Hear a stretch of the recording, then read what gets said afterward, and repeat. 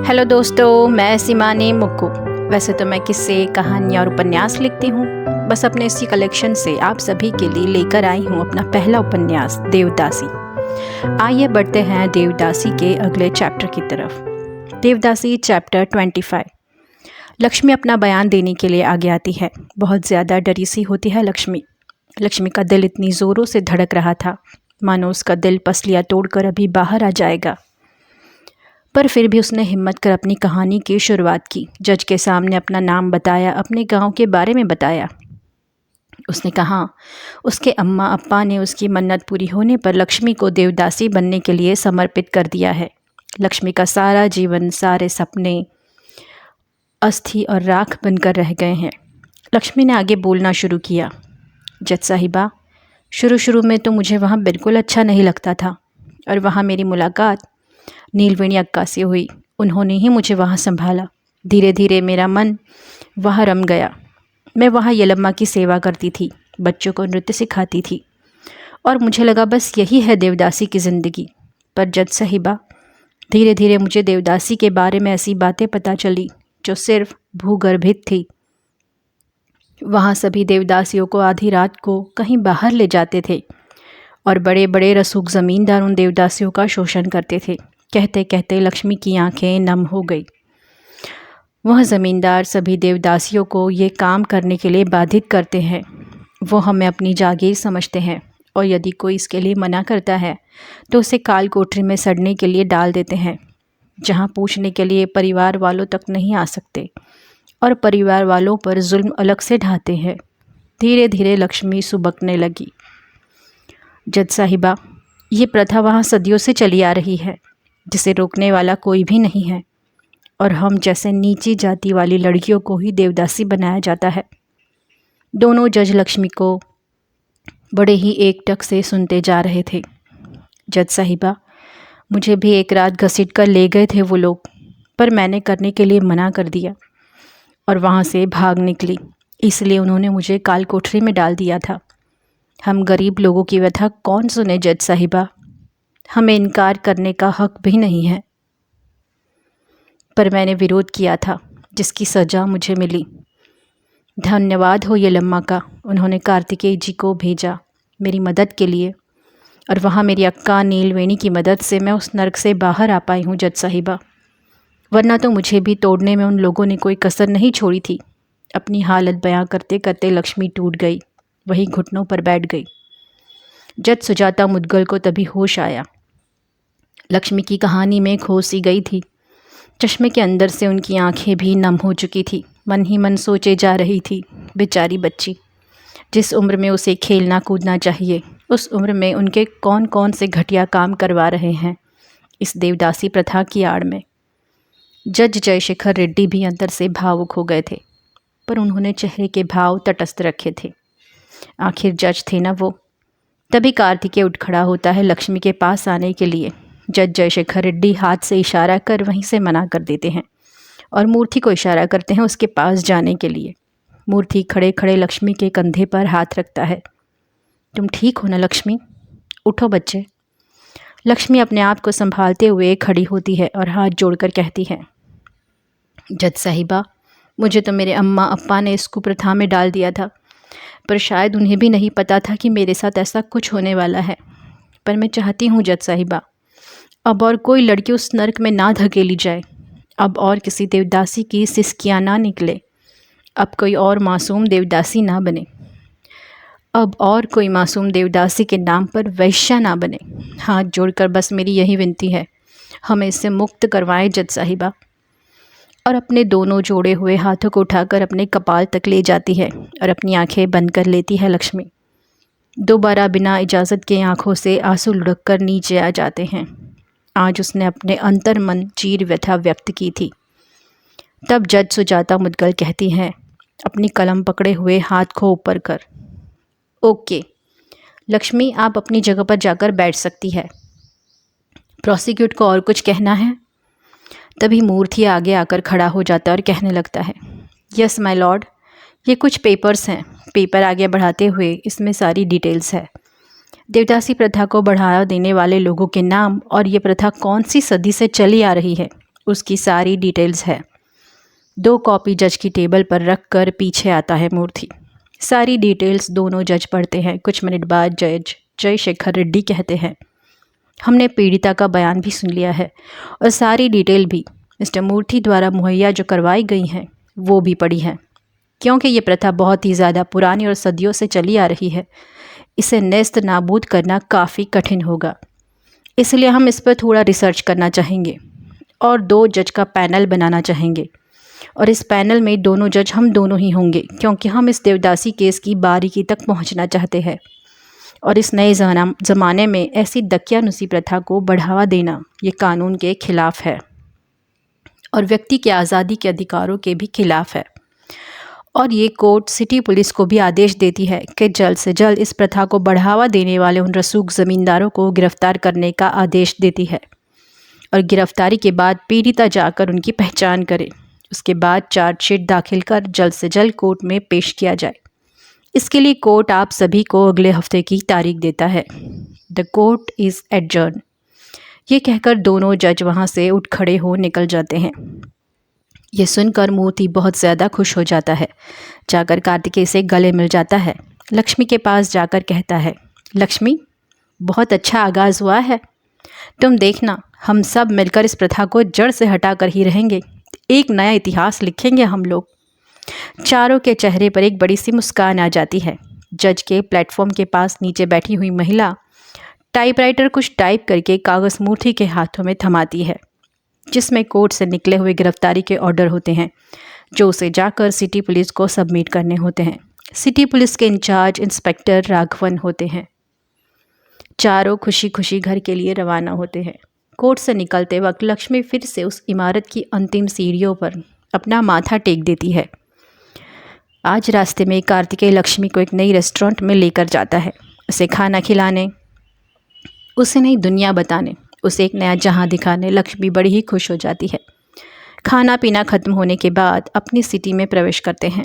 मूर्ति अपनी गाड़ी सीधे पुलिस स्टेशन लेता है। राधा और लक्ष्मी गाड़ी में ही बैठे होते हैं। अम्मा, तुम दोनों यही बैठो, मैं और कार्तिकेय जाकर ये कोर्ट के ऑर्डर सबमिट कराते हैं। पुलिस स्टेशन में अंदर प्रवेश करते हैं। मूर्ति इंस्पेक्टर के पास जाता है सीधा। हेलो इंस्पेक्टर राघवन, हाथ मिलाते हुए। Oh hello mister Murthy. Hello mister Kartikeya, please have a seat.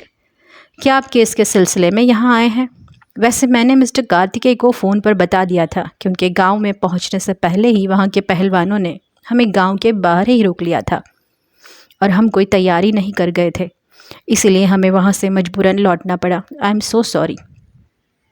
Ji sir, ये बात तो हमें पता है, पर ये कुछ और बात है। हम किसी और काम से आए हैं। मूर्ति अपने लैपटॉप बैग से कोर्ट के ऑर्डर निकालता है और इंस्पेक्टर की तरफ बढ़ाते हुए कहता है, सर, हमने देवदासी प्रथा को रोकने के लिए कोर्ट में PIL डाली थी, तो उसकी सुनवाई शुरू हो चुकी है। तो जज की तरफ से ये ऑर्डर है कि जो लोग भी इसमें शामिल हैं और जिन्होंने हमारी पीड़िता लक्ष्मी को परेशान किया है, उन सभी लोगों को गिरफ्तार करने का ऑर्डर है ये। इंस्पेक्टर राघवन ऑर्डर देखकर चौंक जाते हैं। वाह मिस्टर मूर्ति, आप लोग तो बड़े लकी हैं। बड़ी जल्दी सुनवाई शुरू हो गई आपके PIL की। बहुत जल्दी और बहुत लंबा हाथ मार लिया आप लोगों ने तो।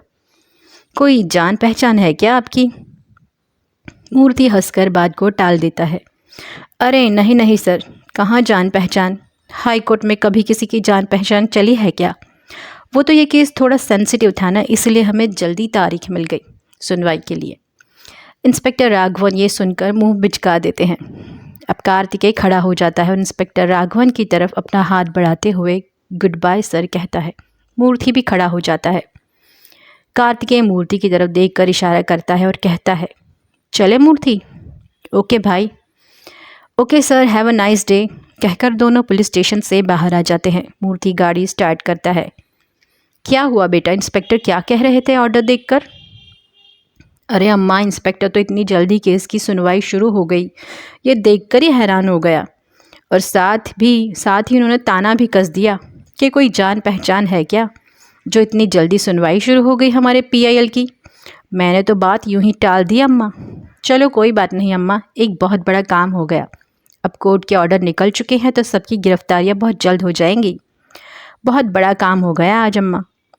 अपने मिरर व्यू से लक्ष्मी की तरफ देखते हुए मूर्ति कहता है, क्यों लक्ष्मी, सुना ना तुमने?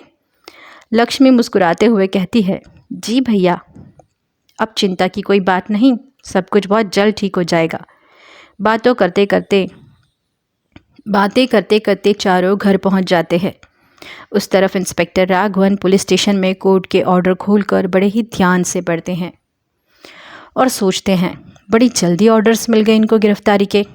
और फटाफट अपने उच्च अधिकारियों को फ़ोन लगाते हैं, उनमें डीआईजी भी थे, और ऑर्डर के बारे में बात करते हैं और मीटिंग के लिए इकट्ठा होते हैं सभी। कौन सी व्यू रचना बनानी है गिरफ्तारी के लिए।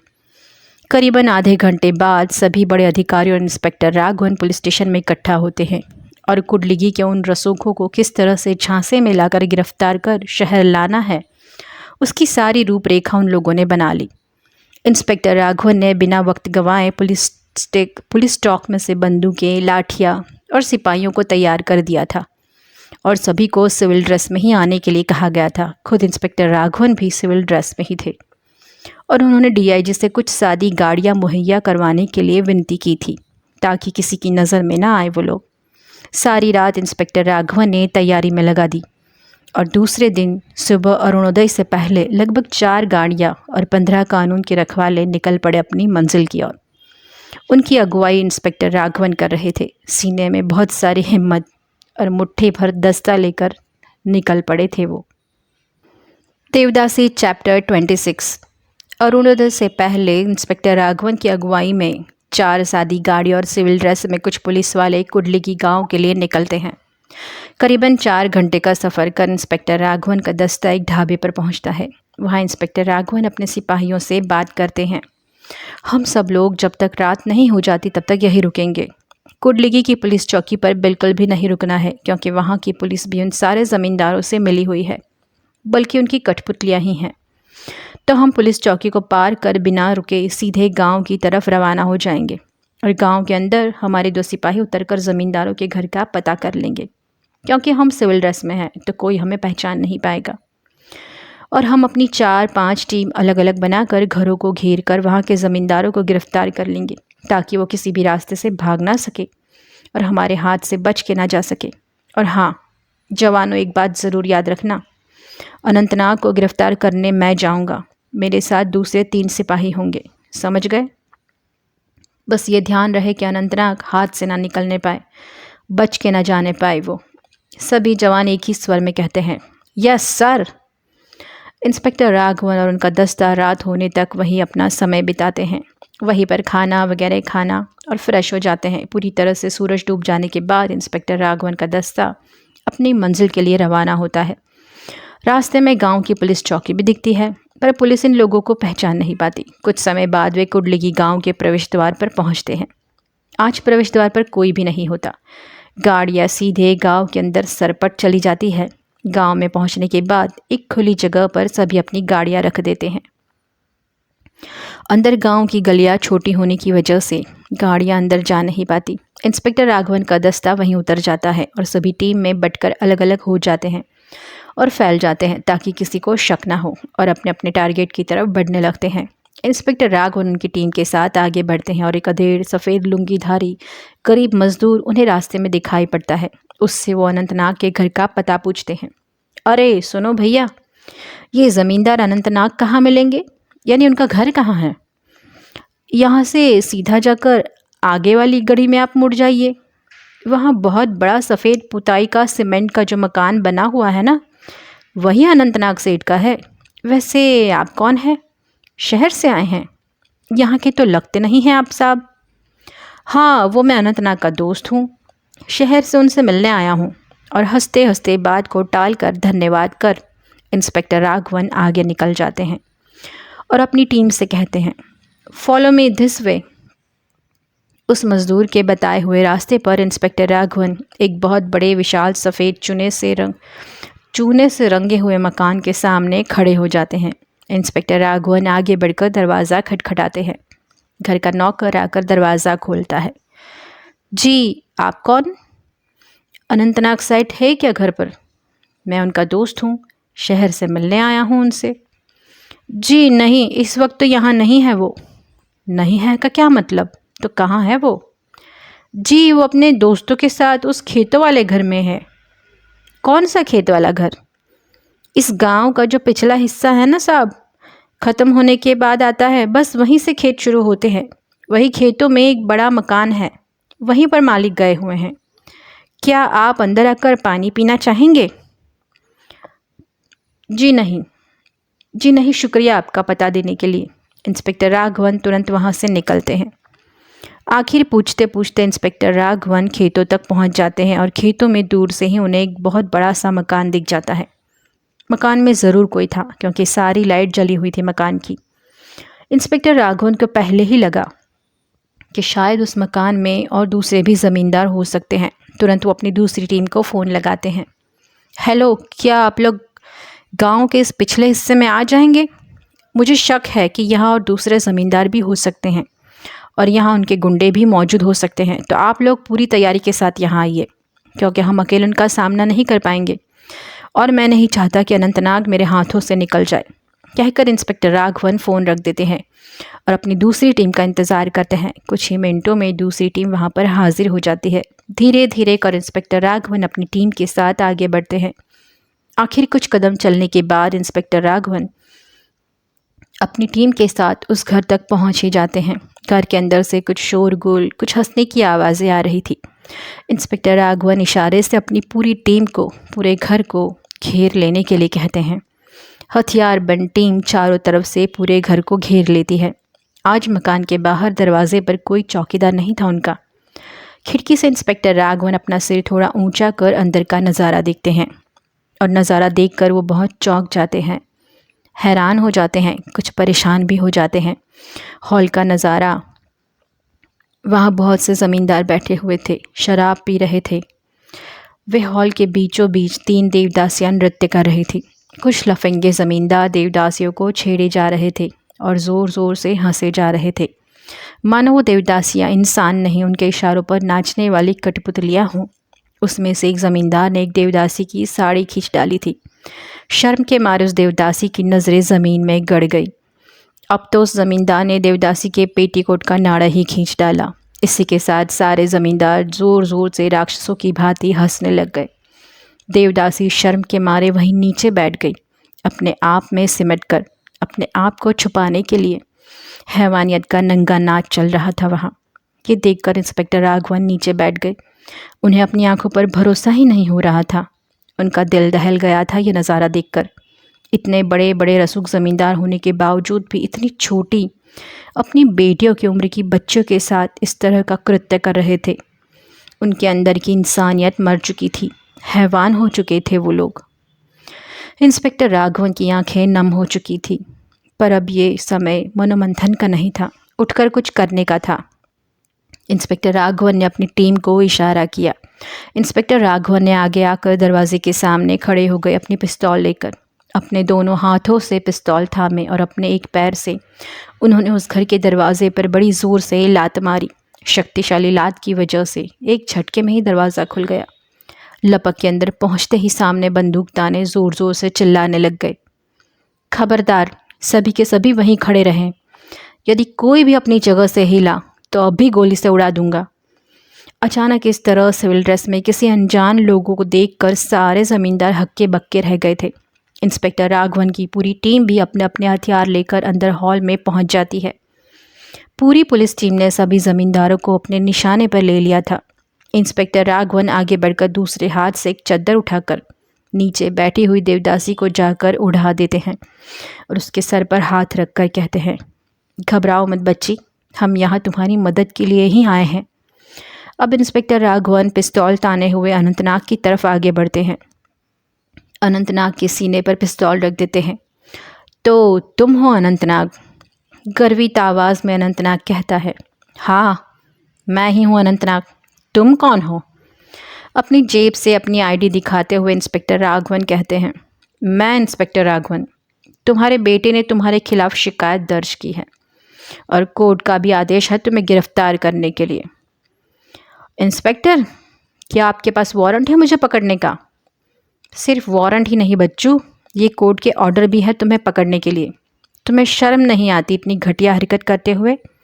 तुम जैसे लोगों की वजह से ये कुप्रथाएं आज भी चल रही हैं और देवदासियों जैसे अंधविश्वास को बढ़ावा मिल रहा है।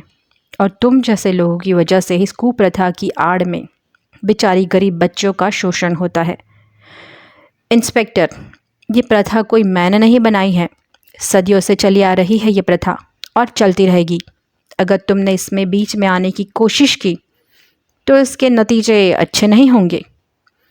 भगवान सारे गांव वालों पर नाराज़ हो जाएंगे और यहाँ अकाल पड़ जाएगा। ये सारे भगवान के ही बनाए हुए नियम हैं, तुम इसमें दखल नहीं दे सकते। और ये हमारा गांव है, ये हमारी प्रथा है जो कि हमारे पूर्वजों ने बनाई हुई है। तुम जैसे 2 टके के इंस्पेक्टर आकर मुझे रोक नहीं सकते। 2 टके का कौन है वो तो आने वाला वक्त ही बताएगा। फिलहाल तो तुम मेरे साथ निहत्थे खड़े हो। इंस्पेक्टर राघवन सिपाही को आगे आने का इशारा करते हैं। तभी सिपाही आगे आकर हथकड़ी लेकर अनंतनाग की कलाइयों पर डालने की कोशिश करता है। अनंतनाग तो लंबा चौड़ा इंसान था, उसकी ताकत सिपाहियों से ज़्यादा थी। इस बात का प्रतिरोध करता है वो और अपने हाथों को ज़ोर से पीछे की तरफ खींचता है। तब इंस्पेक्टर राघवन लपक कर उसके दोनों हाथों को पीछे की तरफ ले जाते हैं और पीछे मुड़े हुए हाथों की कलाइयों पर दूसरा सिपाही आकर हथकड़ियाँ डाल देता है। तब तक उसके ज़मींदार के हाथों में भी हथकड़ियाँ लग चुकी होती हैं। अनंतनाग अब भी अपने हथकड़ियों से हाथों को छुड़ाने की कोशिश कर रहा था। तब इंस्पेक्टर राघवन हंसते हंसते कहते हैं, बेकार है कोशिश अनंतनाग, अब ये हाथ नहीं खुलने वाले हथकड़ियों से, अब ये कानून की गिरफ्त में है। कैसे बाप हो तुम अनंतनाग, अपने बेटे पर ही हमला करवा दिया। अनंतनाग सुनते ही थोड़ा सकपका जाता है। मैंने कोई हमला नहीं करवाया अपने बेटे पर, वो मेरा बेटा है, आखिर मैं भला क्यों हमला करवाऊंगा। तब इंस्पेक्टर राघवन अनंतनाग के शर्ट का कॉलर पकड़कर उसे आगे धकेल देते हैं। चलो इसको गाड़ी में डालो फटाफट। अब इंस्पेक्टर राघवन उन देवदासियों के पास जाते हैं। पास जाते ही वो देवदासियाँ थोड़ा घबराकर पीछे हो जाती हैं। इंस्पेक्टर राघवन तुरंत उन देवदासियों की घबराहट को समझ गए। घबराओ मत बेटा, हम यहाँ तुम्हें नुकसान पहुँचाने नहीं आए हैं, तुम्हारी रक्षा करने आए हैं। बहुत जल्द ही तुम इन सब से आज़ाद हो जाओगी। अभी तुम लोग कहाँ रहती हो बच्चे? यहीं गांव के मंदिर में साहब, एक देवदासी घबराते हुए कहती है। इस गांव की सभी देवदासियाँ वहीं मंदिर में रहती है साहब। ठीक है। तभी एक सिपाही की ज़ोर से पुकारने की आवाज़ आती है। राघवन सर जल्दी आइए, यहाँ पर देखिए, यहाँ क्या है। इंस्पेक्टर राघवन दौड़कर अंदर की तरफ जाते हैं। अंदर कमरे में एक देवदासी पड़ी हुई थी, अधमरी अवस्था में। उसके शरीर पर एक भी कपड़ा नहीं था, उसके बाल बिखरे पड़े थे। न जाने कितने दिनों से वो इस अवस्था में थी। उसके दोनों हाथों को बांधा हुआ था। उसके शरीर पर जहाँ देखो वहाँ दांत गाड़ने के निशान बने हुए थे। उसके शरीर को देखकर ऐसा लगा बेरहमी से उसके साथ बार बार शोषण होता रहा होगा और वो प्रतिरोध ना कर पाए, इसलिए उसके दोनों हाथों को बांध कर रखे हुए थे। इंस्पेक्टर राघवन ने देखते ही अपनी नज़र हटा ली। उनका हृदय विह्वल हो उठा। जल्दी से चादर डालो इस लड़की पर। इंस्पेक्टर राघवन ने सिपाही को आदेश दिया। सिपाही ने जल्दी जल्दी जाकर उस लड़की को चादर ओढ़ाई। इंस्पेक्टर राघवन सोच रहे थे, कैसे हैवान लोग हैं ये, और कौन है ये देवदासी। वह देवदासी नीलवेणी थी। लक्ष्मी को भगाने की सज़ा उसे अब तक मिल रही थी। तभी बाहर से देवदासी इंस्पेक्टर के पास आकर कहती है, ये नीलवेणी अक्का है साहब, इन्होंने ही यहाँ से देवदासी लक्ष्मी को भगाया था। उस दिन से अक्का को इसी कमरे में कैद रखा गया है साहब। इंस्पेक्टर राघवन ये सुनते ही माथा ठनक जाता है। तैश में आकर बाहर जाकर बहुत लाते और घूसे सभी ज़मींदारों को मारते हैं। उनके अंदर जो गुस्से का गुबार भरा हुआ था वो उन ज़मींदारों पर निकालते हैं और अनंतनाग के पास जाकर उसके गाल पर बहुत तमाचे मारते हैं। सालो, तुम लोग इंसान कहलाने के लायक नहीं हो। ऐसी धाराएं लगाऊंगा तुम पर कि जन्मों जन्म तक तुम्हें तुम्हारी नानी याद आ जाएगी। तभी अनंतनाग इस अपमान को सहन नहीं कर पाता। 2 टके के इंस्पेक्टर, तेरी हिम्मत कैसे हुई मुझे मारने की? छोड़ूंगा नहीं मैं तुम लोगों को। कोई अदालत मुझे गिरफ्तार नहीं कर सकती, बांध नहीं सकती। देख लूँगा मैं तुम सब लोगों को। तभी इंस्पेक्टर राघवन और एक तमाचा दे देते हैं और कहते हैं, रस्सी जल गई पर बल नहीं गया। और लगातार उसे तमाचे मारते रहते हैं। तभी पीछे से 2 सिपाही आकर इंस्पेक्टर राघवन को रोकते हैं। बस कीजिए सर, बस कीजिए प्लीज़। इंस्पेक्टर मारते मारते पसीने से लथपथ हो जाते हैं। उनकी धड़कनें तेज़ हो जाती हैं, हाँफने लग जाते हैं। तभी पीछे हटकर अपने अस्त व्यस्त कपड़ों को ठीक ठाक कर अपने पसीनों को साफ करते हैं। फिर से उन देवदासियों के पास जाते हैं।